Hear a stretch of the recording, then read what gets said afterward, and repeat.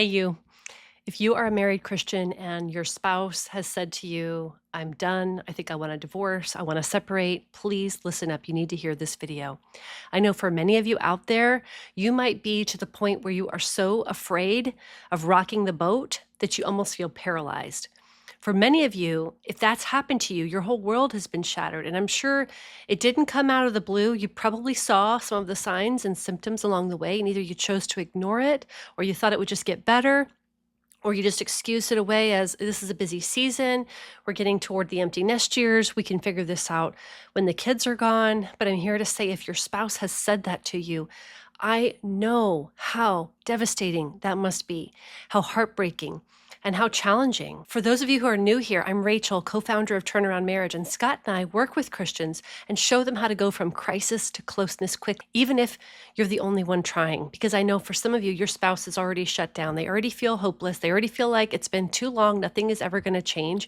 And so if that's you, I want you to hear this message. Many of you are afraid because you think, what if I contend for my marriage and I still end up divorced? What does that mean about me? Does that mean I didn't try hard enough? Does that mean I didn't pray hard enough? Does that mean I made a mistake? I married the wrong person, that God is mad at me? Does that mean that I'm not enough? I know some of you are out there wrestling with those very questions. And I know many of you are thinking that because that's how so many of our clients have felt at one time before they decided they were going to get help, they were going to get support, and they were going to contend for their marriage. They were in the same boat of feeling uncertain, feeling afraid, not knowing if the marriage could be saved. Here's the truth. Your old marriage is already dead. If it's gotten to that point where divorce has been threatened, where separation has been put on the table, the old marriage needs to die. And what we're talking about is contending for the marriage, getting help so that you can grow and you can build something new. And that can happen when one person is willing to go first. Because you see, when one person is willing to show up grateful, hopeful, when they've been able to deal with their own resentment, their own anger, their own hurt, when they've been able to go straight through that and get on the other side of it, so that they can contend for the marriage with a clear mind, with peace in their heart, with God on their side. And when they can get the tools to be able to actually resolve the past, not just rehash it and pull it up again and again. When they're able to learn to communicate with love and respect so that they feel heard and seen, and they help their spouse to feel heard and seen, everything can change. The truth is no one can be for certain whether your spouse is just threatening divorce or if they're serious. If they're threatening it, they've been thinking about it for a long time. It may be that they've already made up their mind. Or it may be that threatening divorce feels like the only thing they can do to get your attention. And it probably did get your attention. But without significant rapid change, the marriage will likely end. That is the sad reality for over 56% of first-time marriages, and the divorce rates get worse for second and third marriages. But for those of you who are out there and you don't want to live with regret, and you want to contend for your marriage, and you want help building something new, maybe you had no example growing up, or your house was chaos. Maybe you had no good mentors to show you what a godly biblical marriage should look like. Maybe your need for control or your unprecedented anger or the way that you shut down or stonewall or the way that you don't know how to have emotional intimacy. Maybe some of those things have been blocking you from having the marriage that I know you want. What has to happen first is you have to make the decision that despite the fear and despite the uncertainty, it is a worthwhile pursuit to get the help so that your own heart and mind can heal and change. So you can think differently and feel differently about your situation and about your spouse. That you can become a person capable of having a healthy relationship where there's give and take, where you're managing disappointments differently, where you're able to be honest and open and be seen and known, and not self-sabotage or just shut down or try to sweep things under the rug, but you can actually face the challenges with confidence and clarity. It is the courageous thing to invest time, resources, bandwidth, and energy into rebuilding something. It is courageous to invest in yourself to gain the skills to be resilient in the face of the unknown. That will give married Christians the most incredible perspective shift of all.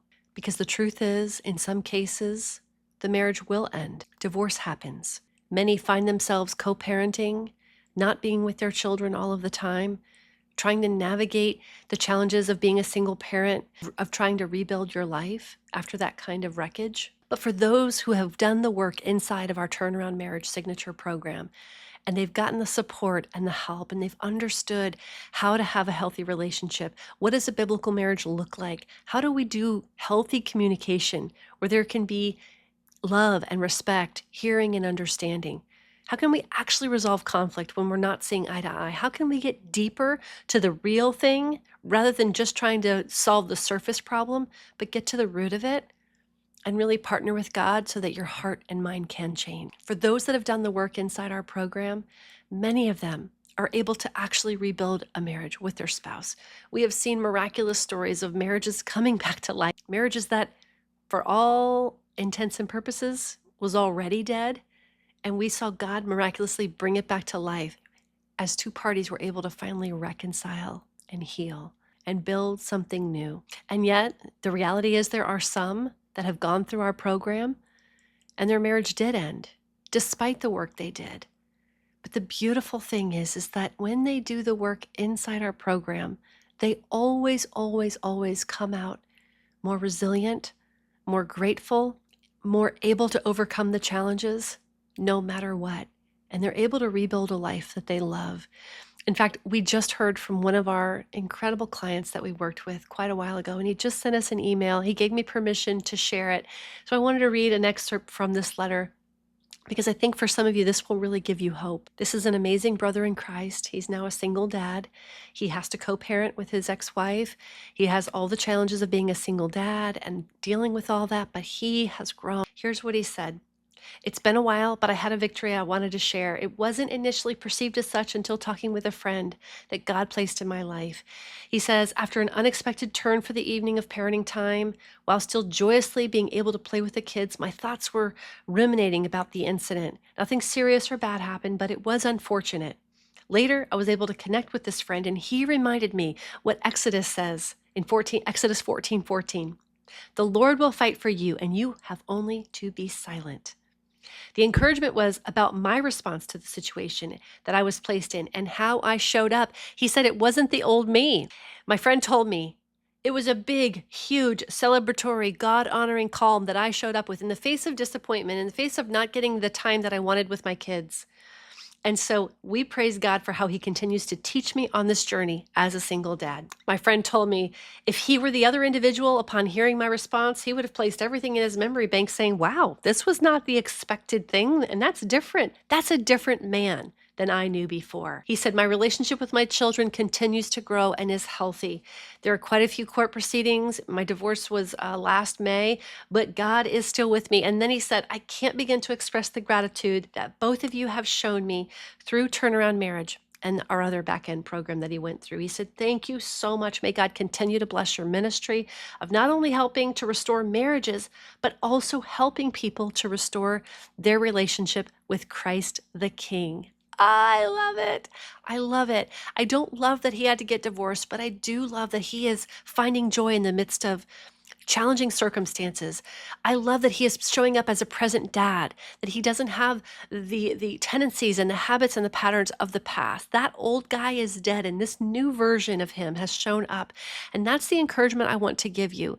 Maybe for some of you, your spouse has said, I'm done. I want a divorce. I'm not sure we can keep going. And you might be afraid. You might be afraid to invest in yourself. You might be afraid to get help. What if I fail? What does that mean about me? Does that mean I'm a failure or I wasn't enough? What I want to remind you of is that when you contend for it and you choose healing and growth, when you choose the path of reconciliation and not revenge, God blesses that. He can grow you and heal you and stretch you and strengthen you for whatever lies ahead. Because we know in this life it is uncertain. Jesus promised us, in this life you will have trouble. But take heart, he says, I have overcome the world. So maybe victory might look different for you. Maybe your marriage could be restored, or maybe you'll contend for it and live without regret and be a version of you that honors God, that isn't bitter and cynical, but instead has expanded, has become more than you were before because of allowing God into those places in your heart. If you've made the decision that you want to contend for your marriage and you're ready to face the uncertainty of the unknown and you want to get our help, go ahead and book that call. You know we do a free breakthrough call to get you massive clarity and a strategy. And if we're certain that one of our programs can help, we will absolutely show you what that would look like. But if not, we'll point you to whoever or whatever will serve you the best. You can go to turnaroundmarriage.com/call. We have a few slots left this week, very few slots next week. We can help you massively. Reach out, book that call, make the decision that you're going to contend for your marriage. It's worth it.